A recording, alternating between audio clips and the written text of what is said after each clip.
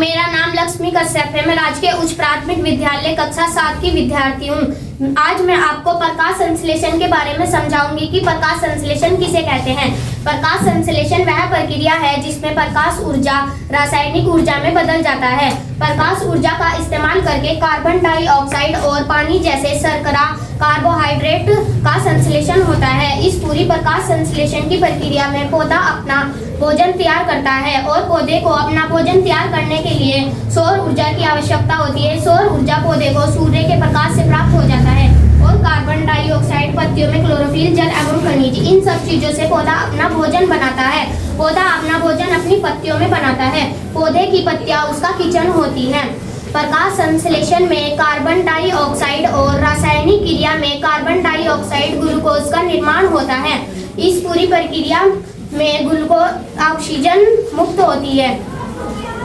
बेटा नमस्कार, मेरा नाम सोनम गिरी है। मैं राजकीय उच्च प्राथमिक विद्यालय दौलतपुर की छात्रा हूँ। मैं आपको इस चार्ट के जरिए घटपर्णी पिचर पादप के बारे में समझाऊंगी। जैसे कि आपने देखा है कि घटपर्णी पिचर पादप कीटों को पकड़कर अपना आहार बनाते हैं और घटपर्णी पिचर पादप को कीटाहारी पौधा भी कहा जाता है। और जब घटपर्णी पिचर पादप कीटों को पकड़ने की अपशिष्ट रचना में होता है तो यह एक थैले समान आकृति में परिवर्तित हो जाता है।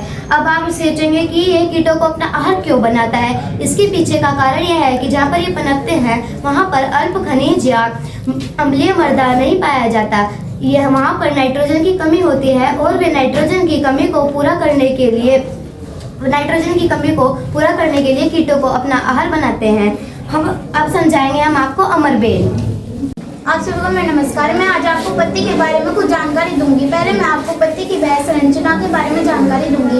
इनके निम्न 4 भाग है। पहला भाग है पर्णधारा। पर्णधारा को इंग्लिश में लीफ बेस कहते हैं।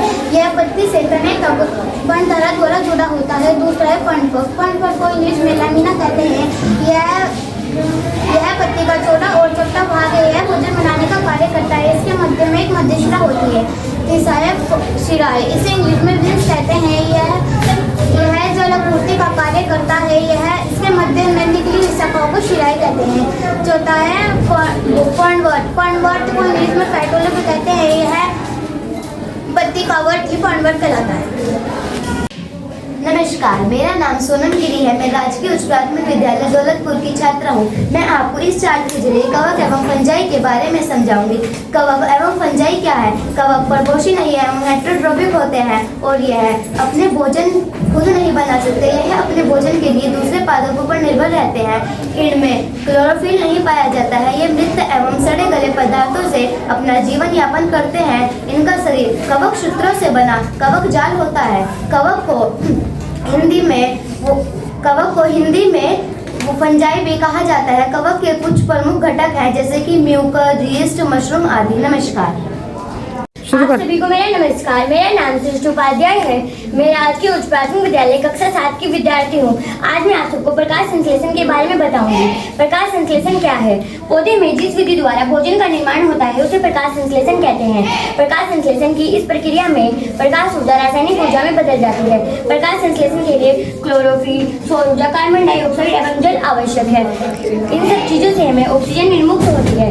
कार्बोहाइड्रेट अतः पत्तियों में मंड के रूप में संचित हो जाता है। पत्तियों में स्टार्च की उपस्थिति प्रकाश संश्लेषण का संपन्न होना दर्शाती है। स्टार्च भी एक कार्बोहाइड्रेट है। पौधे के 5 मुख्य भाग होते हैं। जड़, तना, पत्तियां, फूल और फल। जड़ पौधे के जमीन के निचले वाले भाग को कहते हैं। इसमें पतली पतली लंबी नलिकाएं होती है जो जड़ कहलाती है। जड़ पौधे के भोजन के लिए आवश्यक जल एवं खनिज भूमि से प्राप्त करती है। तना पौधे को सीधा खड़ा रखता है तथा सहायता प्रदान करता है। तना पौधे को जल एवं सूर्य का प्रकाश प्राप्त करने में सहायता करता है। तना भूमि द्वारा जल एवं खनिज पौधे के विभिन्न भागों तक पहुंचाता है। पत्तियां पौधे के तने अथवा शाखाओं पर उगती है। पत्तियों का सबसे महत्वपूर्ण कार्य पौधे का भोजन बनाना होता है। फूल, कुछ पौधों पर फूल होते हैं। फूल विभिन्न रंगों के तथा विभिन्न आकारों के होते हैं। कुछ फूलों में सुगंध भी होती है। फूल पौधे का पुनरुत्पादन में सहायता करते हैं। फल जब पुंकेसर नर भाग तथा स्त्रीकेसर मादा भाग मिलते हैं तो परागकण क्रिया बनती है। परागकण के द्वारा ही फल बनता है। जैसे जैसे फल बड़ा होता है तो फूल सूखने लगता है। जब फूल पूर्ण रूप से सूख जाता है तो फल पक जाता है। धन्यवाद।